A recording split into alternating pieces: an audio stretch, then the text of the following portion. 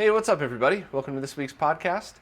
We have a bunch of news and 2 new contributors, so I'm very excited to talk about that. So let's jump right in. First up, Ronnie posted a few updates that are happening in the SNES world for at least the beginning of February. I'm going to start from the bottom here. First, the Japan-only Super Famicom beat-em-up game Undercover Cops just received an English fan translation. So it's the same fully playable game, just now readable in English.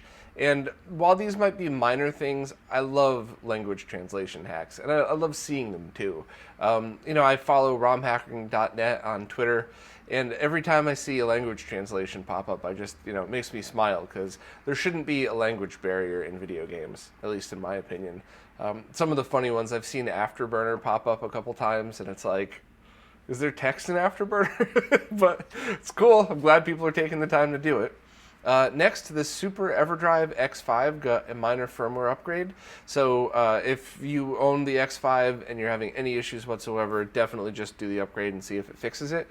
And the Super EverDrive is more of a stripped down basic SNES ROM cart that plays all non-special chip games. Next, following the announcement of the SD to SNES Pro, Crix decided to lower the price of the original SD to SNES, as well as, I believe, a few other resellers. So, if you take a look at this and you see the SD to SNES Pro isn't really for you, it doesn't really offer the extra features that you were into, why not grab one of the original ones at a discounted price? And I think people who ever have, remaining stock of it or used prices are probably going to go down a little bit. So, like I said last week, I think this is a good thing for everybody. People that love the SNES, like me, are definitely going to get the Pro. And people that just, that don't really care or maybe just want to try some MSU hacks, now you have a cheaper version of it. So that's pretty cool.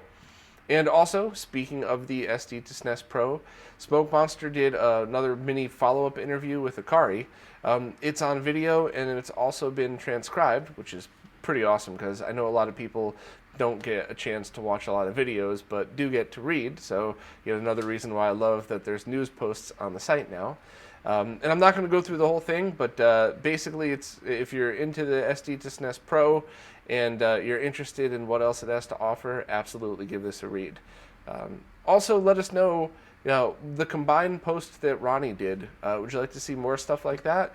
Things that maybe don't necessarily have a need for its own separate post, but, you could combine some stuff in just for a quick update. What does everybody think of that? Some more arcade games are being ported over to the Mr. FPGA platform. Hotego, the same guy who ported the Ghosts and Goblins arcade PCB, just worked on 1942. Smoke Monster hosted the release party for all of Hotego's Patreon subscribers at least the $3 level and up. And while it looked pretty good, there's still a little bit more testing to do, and then it's going to have a public open source release for everybody, which is pretty incredible. And, once again, I love stuff like this, and I'm very proud to be supporting him, as well as a lot of other people whose work I follow and enjoy. I guess he used logic probing and analyzers on the real hardware PCB to be able to reverse engineer the core. And, anytime you get through one arcade PCB with similar hardware to another, that kind of opens the door for a lot of other people to maybe step in. So the fact that this is going to be open source very soon is awesome. I love seeing these older arcade games, but still more modern style. I could play 1940, at least my opinion, I could play 1942 now, and it feels like any game from like 85 to 95, and it's always very enjoyable. So I'm glad to see it happen. I'm looking forward to seeing more progress on the FPGA stuff, and of course, thanks to Hotego and Smoke Monster for continuing the work and spreading the news on all this stuff. James, aka Saint from RetroHQ, has just posted a video update of his Atari Jaguar flash cart, and he showed off the menu, how it works, thumbnails in the menu, which is always a pretty cool addition.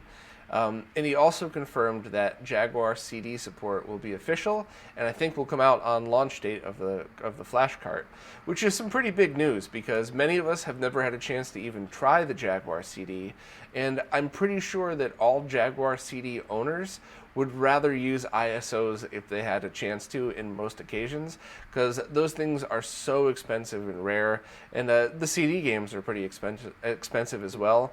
So I think it's awesome that people who even have the full collection could now just use one cart with everything on it and not worry about constant use on something that's already finicky and barely working anyway. So I've been excited about this thing since James first talked about it. I've been incessantly nagging him about it for years now, so I really hope to get one soon. I think he said springtime-ish.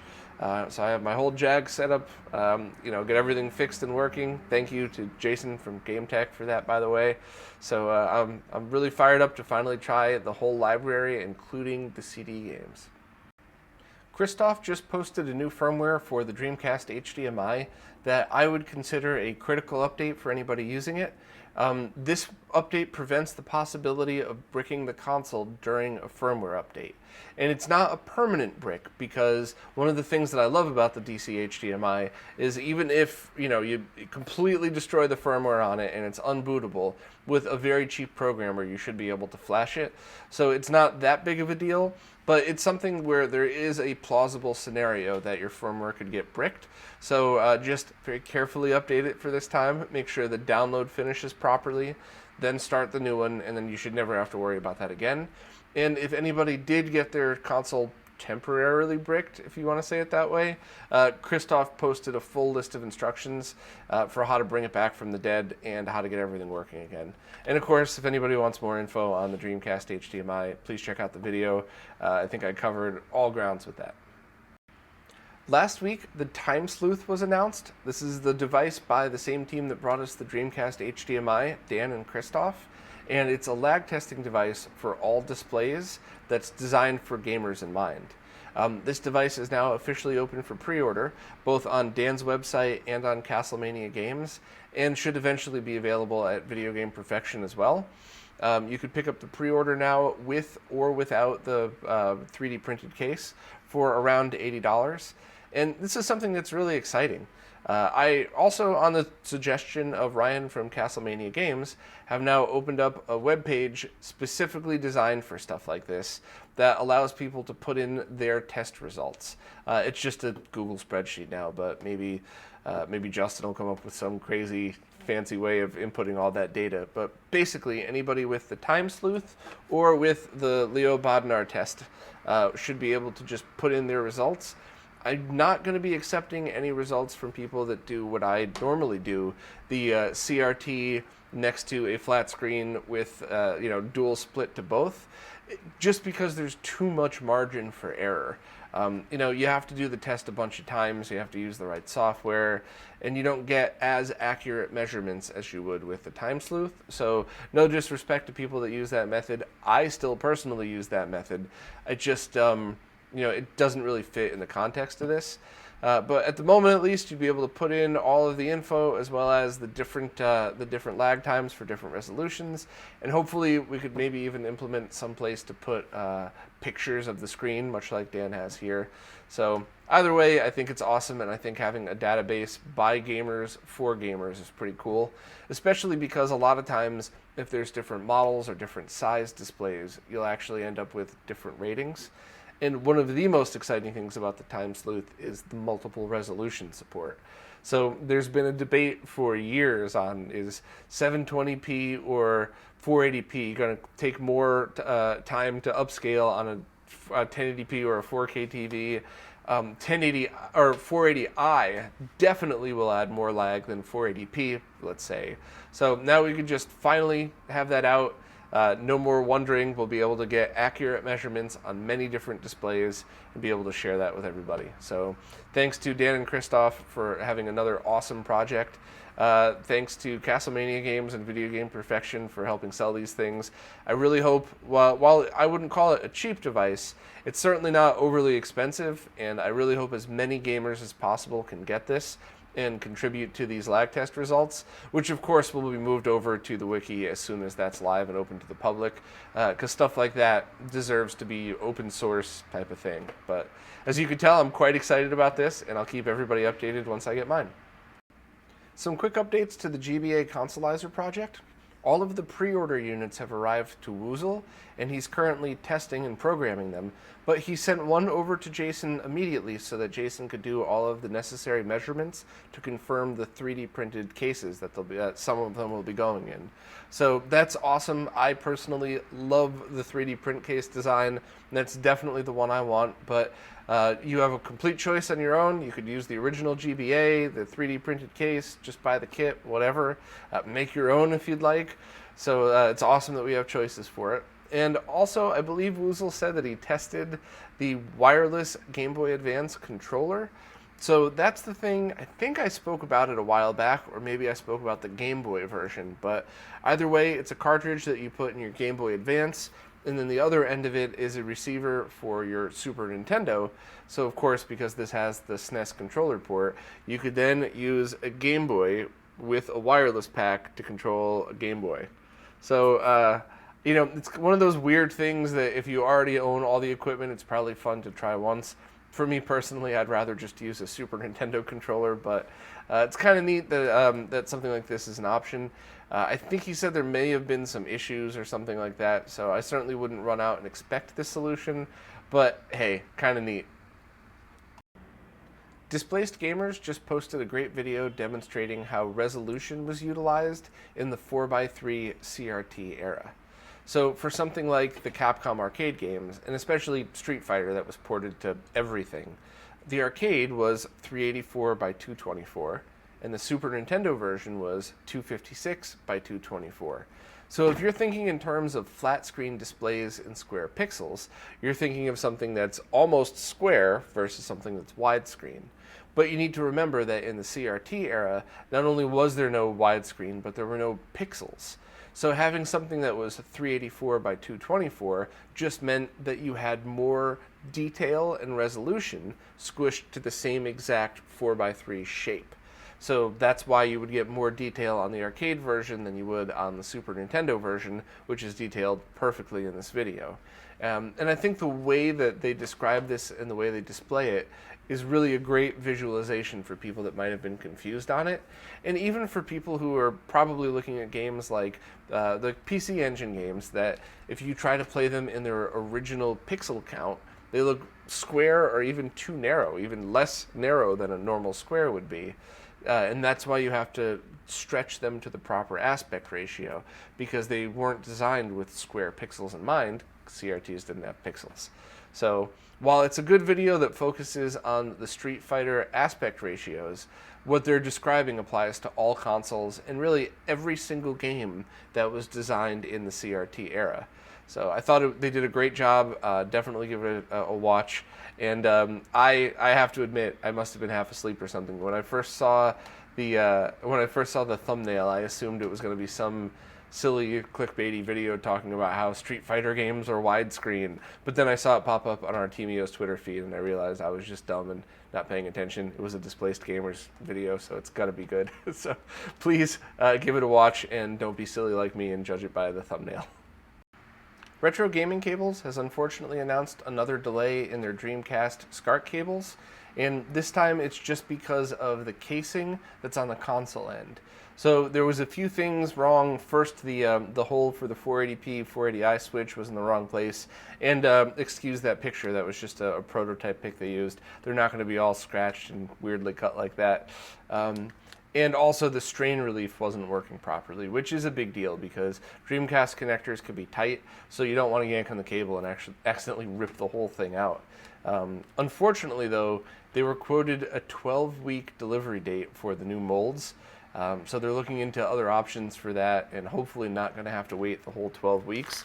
And it's really disappointing because I've actually had the prototype for a while here. And it is real and it works and it seemed to work well, but as you could see, it doesn't have a casing on it because that's still not ready. So I really hope they get these out soon, because while this is not the solution for everybody, this is absolutely the solution for people who run a SCART only solution through a system that accepts 480p over SCART. It's just, a simple, direct, and easy way to get all resolutions through a SCART connector with no fancy features. So I think a lot of people might prefer the Toro. I think most would probably prefer the Dreamcast HDMI, but straight up SCART connector, this is the way to go at the moment. So fingers crossed that they'll get it out sooner than 3 months, and hopefully there'll be some better news soon. Ben Venn just posted that he'll soon have Game Gear and Atari Lynx LCD replacement kits. And while I would normally not pay so much attention to such a short and cryptic Facebook post, Ben just released his drop-in replacement backlit Gameboy Color screen, which, by the way, are now officially open for pre-order for about $70 for anybody that wants them. So that got me thinking, if he was able to pull that off for the Game Boy Color, Game Boy Color, what did he get for the Game Gear? So the Game Gear resolution is 160 by 144, and if you quadruple that, that is 576p. That's an exact integer scale into a PAL progressive scan resolution. So I'm guessing and hoping that maybe Ben found a 576p screen and is doing some kind of line quadrupling to get a pixel perfect, no shimmering Game Gear screen, and possibly even for the Lynx.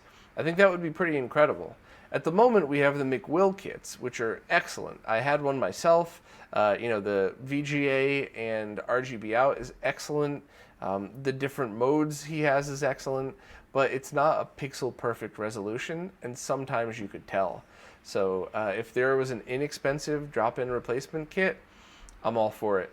So hopefully there'll be more information soon, and I'll let everybody know. And hopefully I'll be getting, or at least borrowing, a Game Boy Color drop-in screen once those mods are done, and I'll be able to do a very short overview review of it. So it looks like the PlayStation Classic has officially dropped to $40 at Walmart and Amazon with free shipping. And people have said that they found it in store for as low as $15, which, my personal opinion on that is if I was in a store and saw it for that price, I'd pick one up. But there's no way you're getting me to go hunt around to different stores to get a few dollars off. It's certainly not worth it to me. But $40 and especially $15 certainly bring up a different perspective. I hated this thing at $100. I honestly did. I thought it was just disrespectful to classic gamers. But at $40, what if you're somebody that loves modern games but occasionally wants a quick blast of nostalgia and there's no HD remake? Grab one of these things, hack it, mess around knowing that it's just a toy. It's not a serious gaming device. It's going to be buggy and laggy and all that stuff. $40, it's probably good enough. I bought one because a buddy of mine has that exact perspective and said, hey, if you ever see it drop below 50, pick one up, hack it, and we'll check it out. So I'll be able to give it a fair shot from that perspective. And at 15, heck, if you see one for $15, grab it. Now you have 2 USB controllers that are PlayStation shaped, and now you have a box that you can do whatever you want with. Drill some holes and make it a pencil holder. For $15, who cares? So, the lower price definitely opens up a different perspective, but certainly a toy and not anything any real gamer would ever sit in front of and take seriously. Here's some pretty interesting news. Tim Worthington has just released the next hardware revision of the NESRGB board with Marcus's Dejitter built in. So it's the same very awesome RGB kit for all Nintendo and Famicom consoles, but this time it has the Dejitter mod so that it's compatible with all flat screen TVs and capture cards. The Dejitter mod doesn't change the way the video looks at all. It doesn't mess with frame rates or anything like that. It just, to oversimplify it, it just cleans up the signal in a way that, while CRTs never had a problem, modern displays and any kind of capture card probably would. So I'm pretty excited. I ordered one to try. The only downside is it's not going to be compatible with any older firmwares, including the older color palettes that were made for it. I think people will probably be able to make their own as well, but it comes with 3 really good ones. It comes with the Firebrand X Smooth palette, which is one that I've always been really enjoying since he came out with it.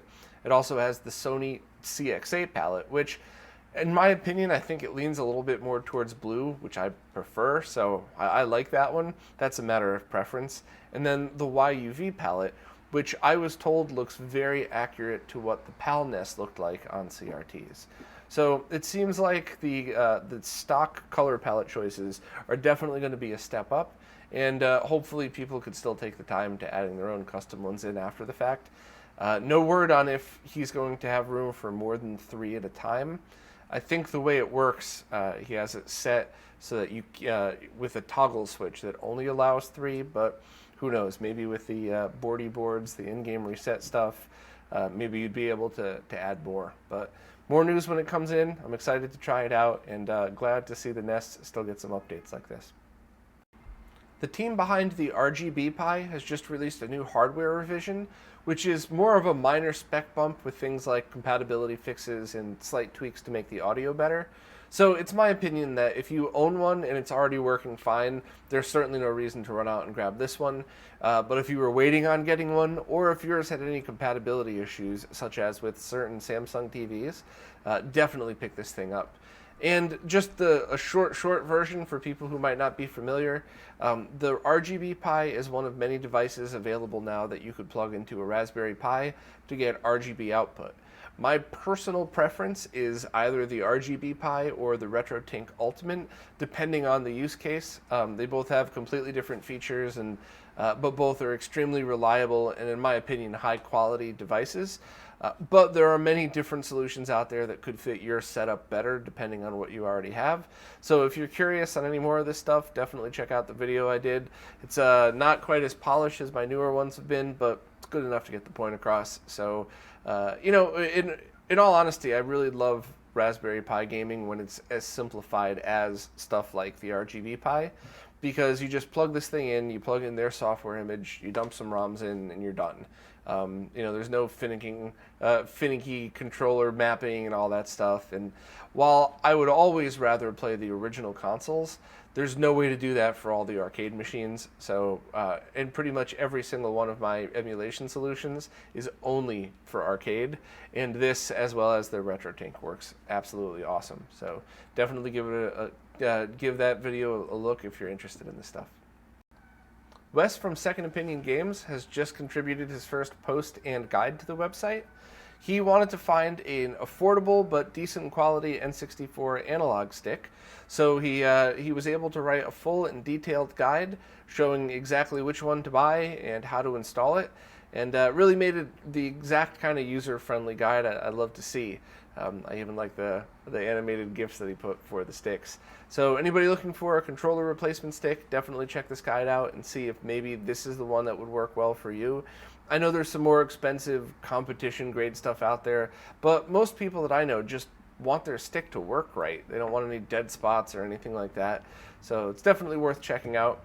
And while Wes has been kind of an unofficial team member for a long time now, he's been on a whole bunch of videos with me and done a bunch of projects together, this is his first official contribution. So welcome, Wes, and thank you very much. Hope to see more from you. And I'm proud to say we have another new person contributing guides to the site. Rourke, the same person that does those amazing Game Boy mods, has written a guide on his method of backlighting the Game Boy DMG. I think his mods have gotten some real notoriety lately because of the quality, so being able to follow the same method that he does is certainly an excellent thing and something I'm very proud to have on the site. It's very detailed, it shows everything that you would need, and if you were looking to mod your own DMG, I would check out his guide and see if this is for you, because, you know, once again, just my opinion here, but I love the look and feel of the original Game Boy. Maybe it's because I had one and it's all subconscious and nostalgic, but I just think it's such a neat console, and I think once you've backlit and biverted it, it completely gives it a totally different feel. You're not squinting at this thing trying to see it. It's very clearly visible, and of course, while the original DMG screen isn't exactly the highest quality screen, it's not bad, and having it backlit is pretty cool. So, you know, I certainly wouldn't want to watch a movie on it, but playing games that were designed to be played on that screen is very cool. So check out the guide if you're interested, and I'm looking forward to more contributions from whoever wants to help out and join the site. Any things like this, any kind of guides like Wes or Rourke did, will eventually be moved over to the open public wiki, and any more editorial opinion-based stuff will stay here as news posts, which is the eventual goal of the site, is just being news and reviews. So it's exciting that we're moving forward that way, and I'm looking forward to welcome more people on. The game Axiom Verge is now available to download for free until the 21st of this month from Epic Games. And for anybody unfamiliar, and I'll keep this quick, I won't turn this into a game review, but Axiom Verge is, in my opinion, one of the best Metroidvania games out there. It's a challenging but fair game. I love the graphics, the story, the gameplay, the music is great, it sucks you in, and it's a fair game, which is something that's been bugging me a lot lately with a lot of the newer games I've been playing. It's definitely challenging, and I remember the first time I played it, I kept dying every 2 seconds, and then I got used to the gameplay, and then I got stuck, I think, twice when I originally played, and eventually both times it was kind of like it was in front of me the whole time moment. So it's not unfair, it's just challenging, and I found it really rewarding. And to be honest, in my opinion, it's a game that I think any Metroidvania fan should play at some point in their life. So you might as well now while it's available for free, or if you wanted to purchase it on consoles, it's still available in standard and special editions on the Switch, on the PS4, and I think on the Wii U as well. Retro Fighters has just announced a Kickstarter campaign for a Sega Dreamcast controller. The campaign already looks to be funded pretty much right away. They were asking for $13,000 and they're already up to $36,000. And I believe this is a company that's usually delivered on time, so it's a safer bet than a lot of other Kickstarter campaigns. And I guess this one's going to be a little bit more expensive at $50 because a lot of components had to be built in-house to deal with some of the proprietary Sega Dreamcast stuff that was in the original. So, it's not too bad. It's not as cheap as some of their other ones that were still $35 on Amazon. But all I really care about is how does it work? Is there any lag? Did they build the circuits properly so it communicates the same way the original one did? How does the D-pad and the overall feel of it work? And I guess since it's been funded, we'll all find out, relatively soon. Here's something kind of unique and different. A techno artist named DJ Remute has just announced that his next album, being released at the end of March, will be released on a Sega Genesis cartridge and take full use of the Sega's sound chip. I think this is absolutely awesome. I'm totally going to pick one up, and I would love to hear the difference between how it sounds with the original YM2612 chip on a Genesis 1 versus how it would sound on a Genesis 2. I'll, of course, have triple bypasses in all of them so I can get the best quality of it. But I really love projects like this, and there's even somebody who's creating a software way to integrate music to sound as if it was going through a Genesis. I saved that article. I haven't written a post yet because I want to do a little bit more in-depth than just a quick post. So hopefully that'll be around for next week. But stuff like this is very cool, and I really love to see original hardware still being used for things like this. So very cool, and who knows, maybe I'll try to contact him and see if I could use some of his music in upcoming videos. Well, that's about it for this week. I had a few more articles I wanted to write and a few other things I wanted to talk about, but I've been so overwhelmed with this video I'm trying to finish up that I really hadn't had time for any of it. And in fact, if all of the amazing contributors to the site hadn't stepped up this week, there probably would only be like 3 articles. So thank you very much to everybody who contributes. I really love it. I love seeing all these great stories come up, and I even love seeing things that I wouldn't have found or I wouldn't have thought of. As far as the upcoming video, you should have at least a trailer for that out tomorrow. And then I'm hoping to have it out by the end of the week at the latest, but who knows? I've hit so many roadblocks in this thing. Every time I turn around, something huge has gone wrong. So definitely a couple of huge shout outs here. Mobius Strip Tech, thank you very much for lending me equipment and helping out. John from Tasty Chicken, thank you for letting me borrow equipment too. I know I said I'd have it back in a week and it's been 2 months. And a massive thank you to John Linneman from Digital Foundry. I hit a wall with how to render these things and it would not work at all. And I had no idea where to turn to because none of the info on the forums made sense. at least to the way that I was doing things, and he was patient and helped me through it. So I owe you one big time, John. I hope I can make that up to you. So thank everybody for all the help. I really love where RetroRGB is going, and hopefully all of this work that I put into the video is worth it, and you guys will enjoy it. So see you next week, and hopefully with a new, bigger video to release as well.